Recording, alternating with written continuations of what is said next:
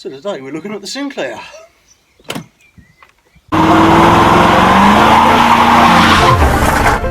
Auto addicts.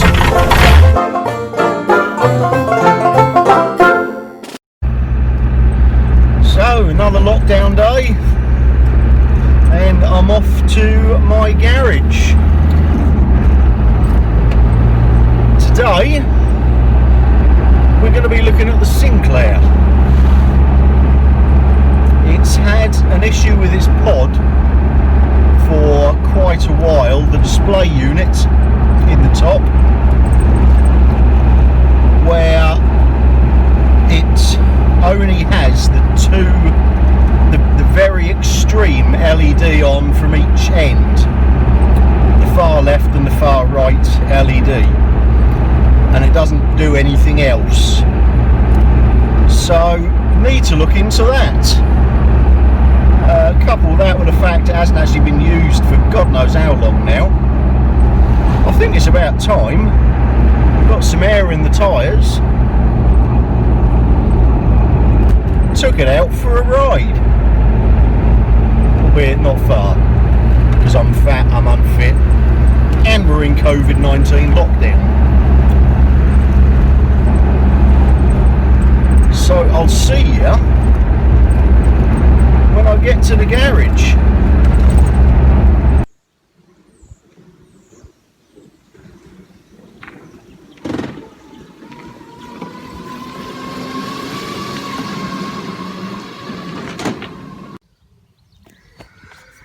Right, so as you can see, the lights are actually a bit different now, which is odd. Let's turn the lights on. Doesn't make much difference. Oh, God.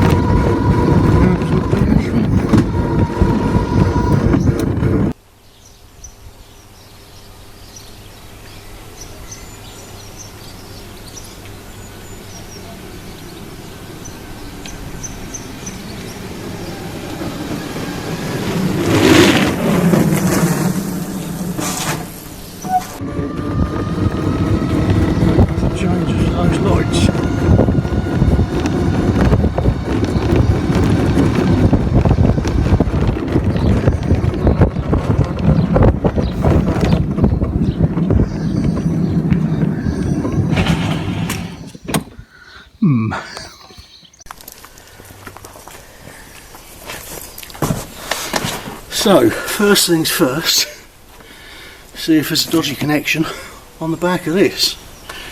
So, let's pull the terminal off. Needs to just unclip. There we go. Right. So, let's see about just cleaning these up.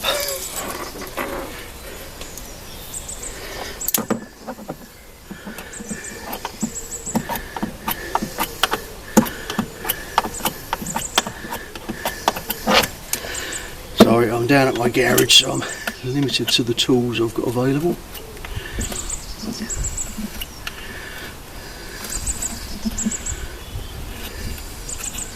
That one's rather crusty, but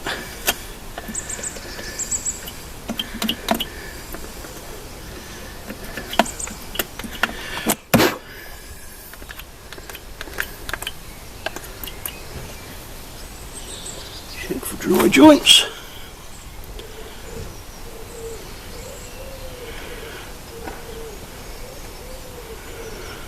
They all look okay.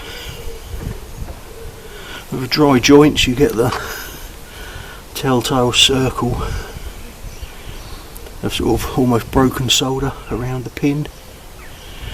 These all look okay. So I've cleaned them up. So let's plug it back in. Make sure it goes the right way round.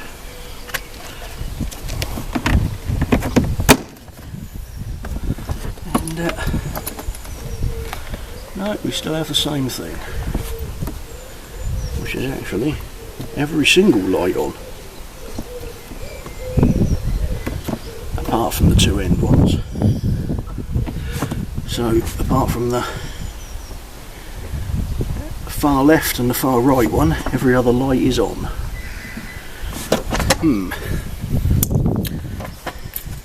Let's have a look at the control pod end.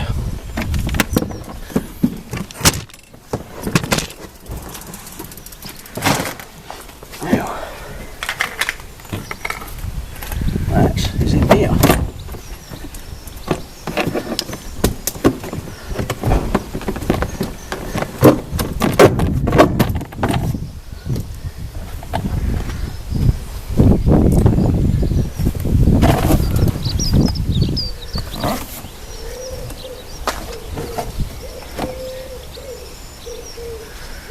Right, we have a white and black wire.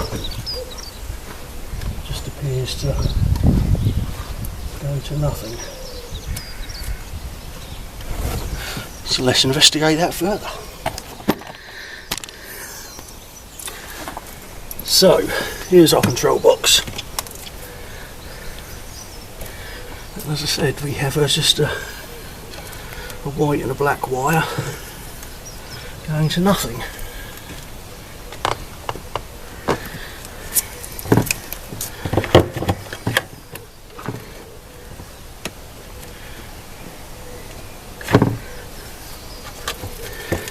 So,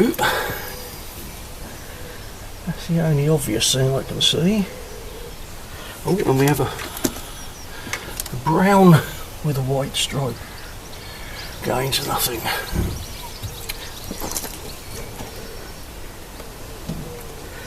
So, now we also have a whole bunch of wires here, so perhaps they're for things like indicators and horns.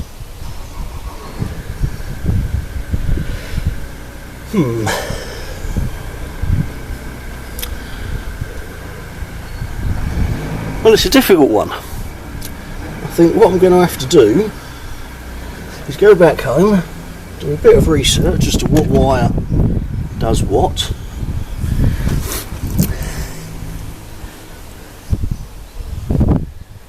But ultimately, I will just take the pod home with me, take it apart and check all the connections inside.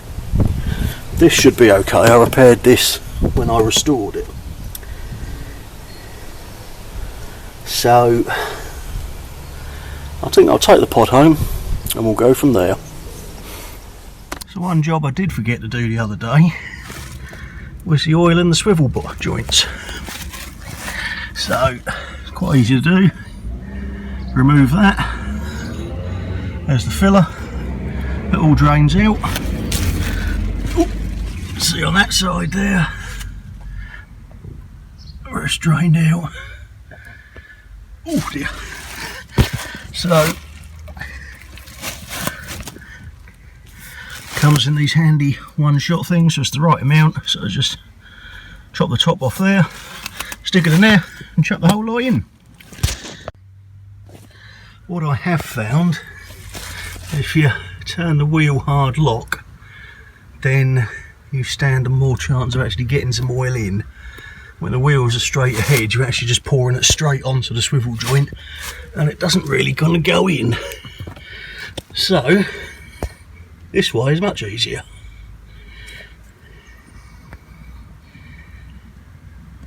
So you get this in, put the filler cap back on, and away we go. Right, well now it's upside down. You can get a better look here.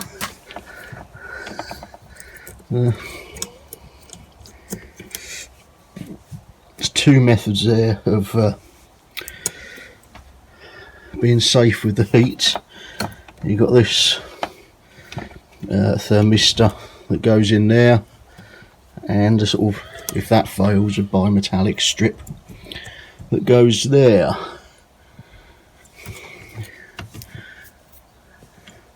The mains and everything seems okay. Something's just fallen off there. All that looks to be a washer from the pod.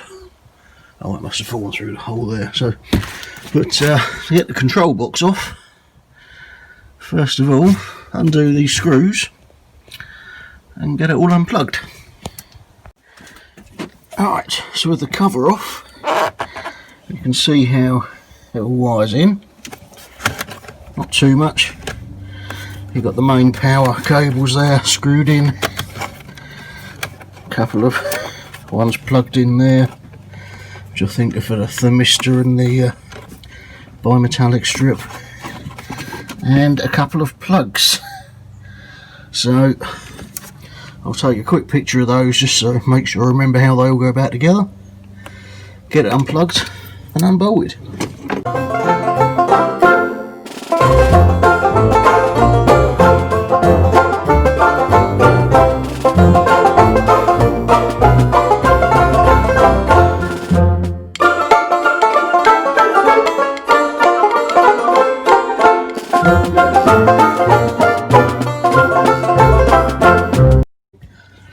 But while I'm under here, it was several years ago I restored this, hence the reason I can't actually remember what half the wires do. But the chassis is still basically mint, which is nice. I had it shot blasted and powder coated. Chassis developed by Lotus. But yeah, all still pretty good. But I digress. Right, let's get the control box off. So the other wires out of the way, you can just see there the main big ones.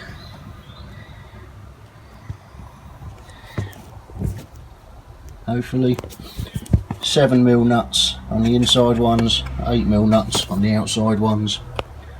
So just those take off and we get it done. So with the control box removed, wires all hanging down there, I've just put the retaining screws back in the chassis just so I don't lose them. And yeah, control box is out, and again I've just put the cover back on with the screws so I don't lose them. There's already 2 screws missing, so I have to find some screws for that. But yeah, so we'll have a good look at that, a good look at the pod, and see if we can see anything obvious. With everything out, I've dismantled the pod. As you can see, it just sits in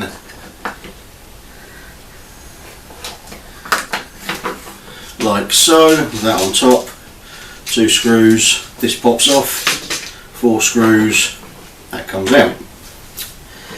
Now, I have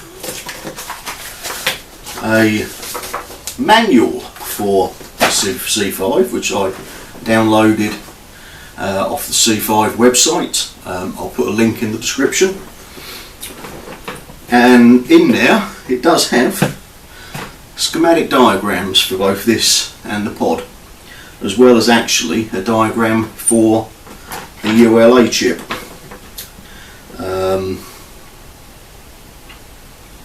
Uncommitted Logic Array, I think it stands for, but I could be wrong.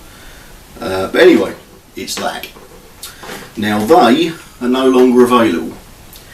I believe there is a chap who does an adapter or some sort of jiggery pokery, effectively is made a circuit up of what this chip would be, that I guess sits outside the pod and runs through into there. But anyway, I've been studying the schematic, going through. I've checked a few resistors in the circuit, and the next thing I want to do is check these 2 transistors, TR1 and TR2, which work on that line. Now, in order to check the transistors properly, I need to at least remove the base. You've got 3 pins, base, collector, emitter. I at least need to remove the base to meter them, but since I've got to unsolder them, I might as well just unsolder all three and check them properly with the meter, which will have a flat battery if I don't turn it off. So that's my next job, is to remove these two transistors and test them with the meter.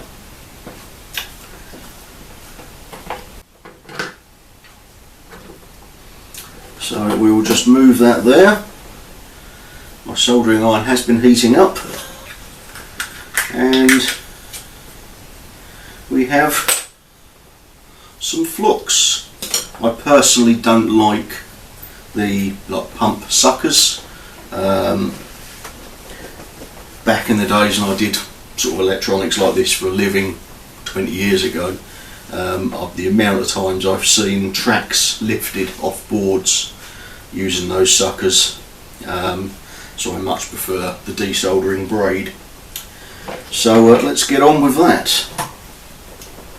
So first things first,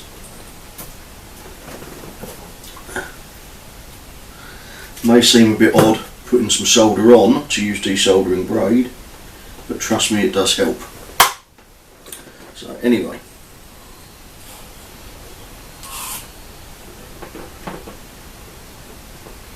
obviously this would be much easier if I had a proper bench.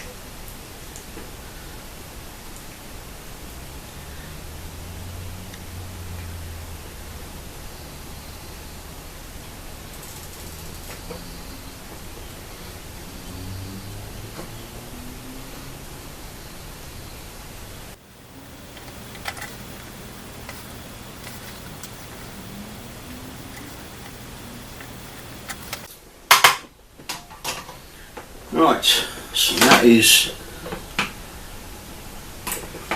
that one removed. So let's test it. Now, let's move them across there. I'm fairly certain this is an NPN, but I can't be 100% certain. So we will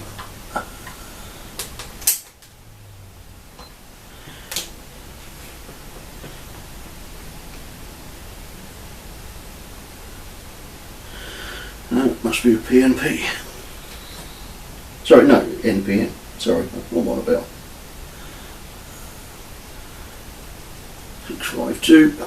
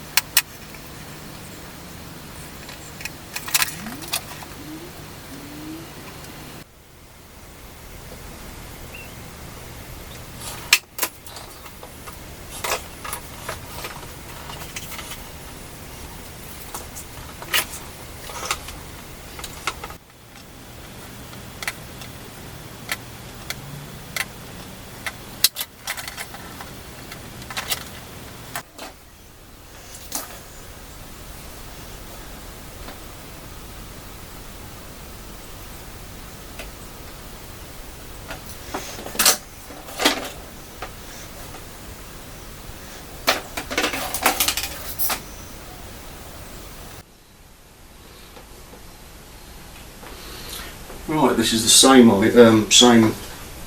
transistor, so it should, in theory, give the same readings.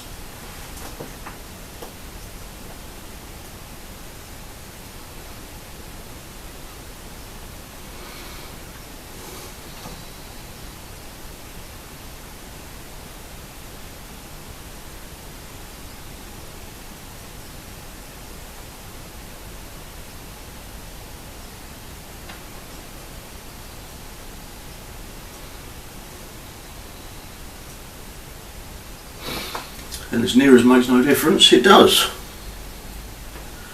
So I would say that they are okay.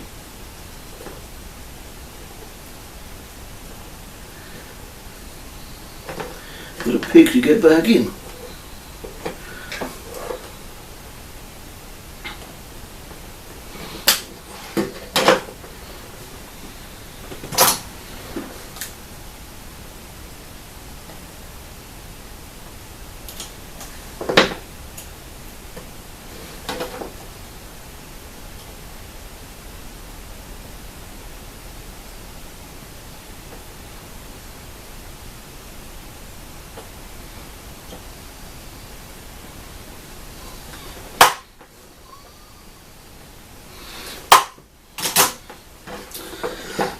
Right, so next on the list to check, I'm fairly certain it's not, but while I'm checking them I might as well just quickly check TR3.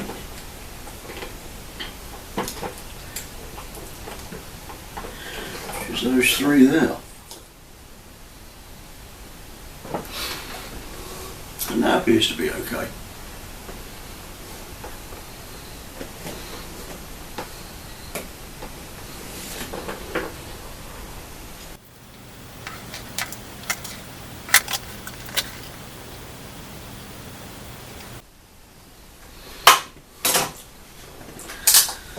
Now, of course, one of the problems I've got is because the C5 is 4 miles away, I can't keep nipping off and checking it. So I haven't really got any way of putting any voltage through here to measure the voltage, which is a bit of a shame, so I'm sort of working in the dark a bit. Trouble is, I know any of the resistors that could be at fault are okay. I now know those transistors are okay. So it only really leaves a couple of capacitors or the ULA chip itself. Now I don't think it's a ULA chip, the fault doesn't seem to correspond with that. So I'm not really sure. None of the capacitors look swollen. And I don't really want to go through the rigmarole of desoldering all the capacitors to test them. So I'm not sure. Time to have a think about that. As far as the control box itself goes, now as I think I mentioned once before, I did do some work on this several years ago when I restored the C5, and that was basically R1, which is down there, D1, which is up there, and this little what's that, LM 342, I think it's a little voltage regulator. I replaced that. However, I have noticed what I didn't do was rivet it in properly, so that is a job I will do today. I'll drill out the old rivet and rivet that back onto its heatsink. That's not the problem, but it's just something I'll do while I'm in here. But again, I think this is fine. Everything looks to be okay. There's nothing obvious, and as I said, while I'm no expert, I personally think the fault is more with the pod itself. So this I think I'll put back together. That will require a little bit more investigation, a little bit more going through there, and I may well ask some advice on the various Sinclair C5 Facebook pages and see what anyone there comes up with. But for now, that's about as far as I can go without a bit more research.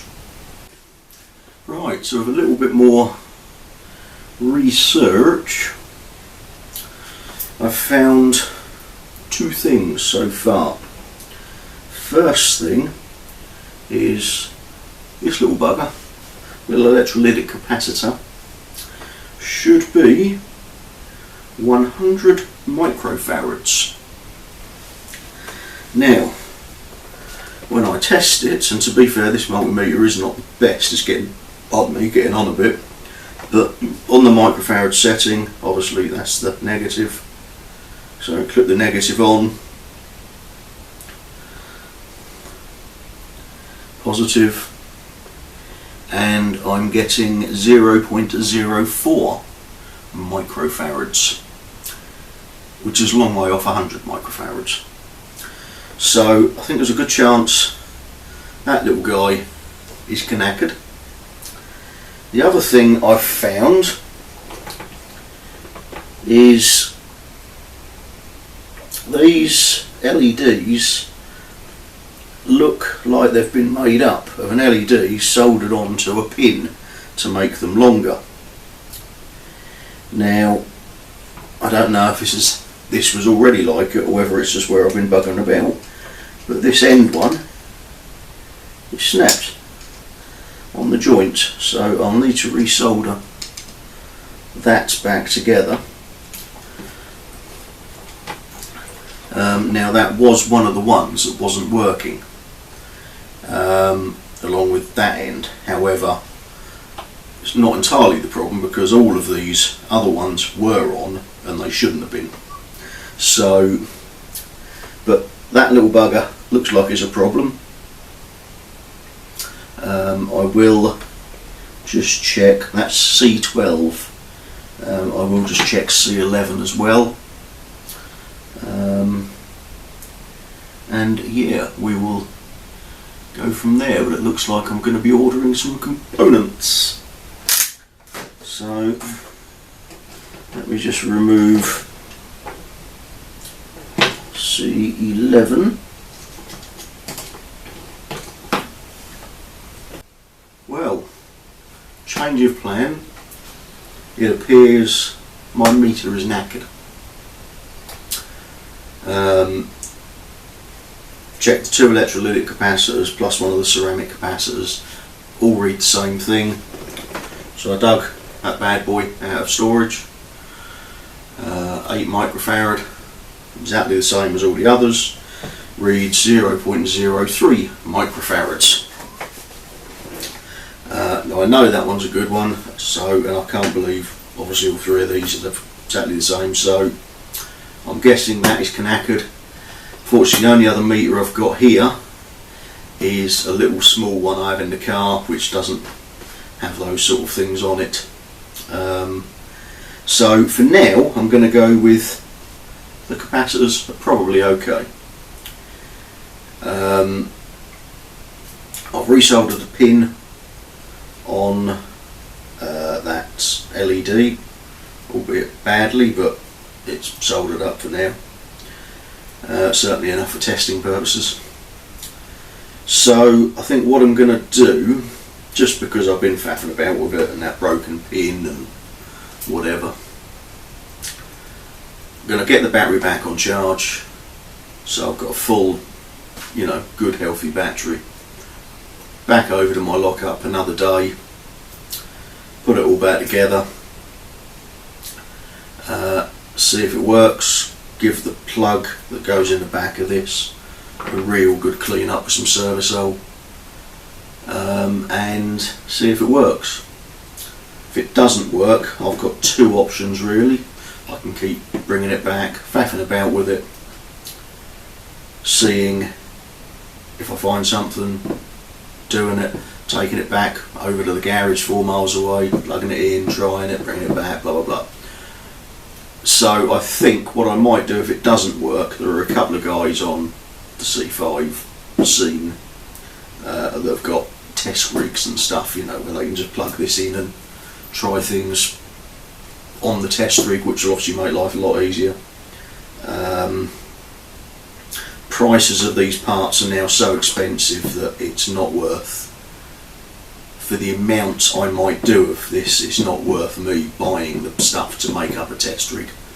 So I might just send it off to one of them guys to fix it if it doesn't work, rather than keep faffing about, running backwards and forwards. But whatever happens, you'll find out in a future video. It'd be nice if it works. So I'm not holding out much hope because I haven't really done anything much other than solder that pin and check a few things. So, but yeah, keep check for a future video. See what happens with this.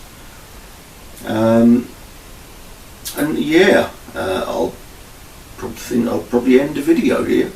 Just a quick shout out to a good friend of mine, Louise, who sent me a great t-shirt, fueled by coffee and hate, which sums me up perfectly, I think. So thank you for that, Lou, and yes, I'll hopefully see you when this apocalypse is over and you're allowed to come back to the country. So yeah, usual thing, like, share, subscribe, comment, stuff, and yeah, keep checking back for more videos, especially while this lockdown's going on. So for now,